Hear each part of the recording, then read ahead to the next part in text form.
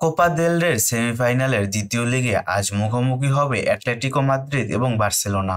আর এই ম্যাচটি অনুষ্ঠিত হবে অ্যাটলেটিকোর ঘরের মাঠ মেট্রোপলিটানোতে। সেমিফাইনালের ফার্স্ট লেগের দেখায় 4-4 গোলে ড্র করেছিল বার্সেলোনা এবং অ্যাটলেটিকো মাদ্রিদ। তবে হিসাব আর সমীকরণ বলছে ম্যাচটি অ্যাটলেটিকো মাদ্রিদের ঘরের মাঠে হলেও সব দিক থেকে এগিয়ে বার্সেলোনা। দুই দলের শেষ 5 দেখায় 3টিতে জয় বার্সেলোনার, 1টি ড্র আর 1টিতে জয় পায় অ্যাটলেটিকো মাদ্রিদ।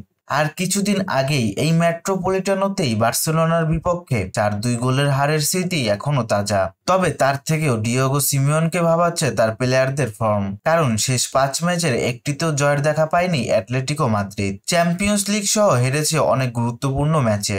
অন্যদিকে বার্সেলোনা রয়েছে দুর্দান্ত ফর্মে, একের পরে এক জয়ে কাতালানদের আত্মবিশ্বাসটা অনেকটাই বেশি। তাই অনেকটা স্বস্তিতে রয়েছে হান্সি ফ্লিকের শিষ্যরা। কে জিতবে, কারা করবে বাজিমাত, কারা যাবে ফাইনালে? অ্যাটলেটিকো মাদ্রিদ কি পারবে প্রতিশোধ নিতে, নাকি আবারও বাজিমাত করবে হান্সি ফ্লিকের বার্সেলোনা? তবে হিসাব সমীকরণ যাই হোক না কেন, ফাইনালে তাদের প্রতিপক্ষ রিয়াল মাদ্রিদ।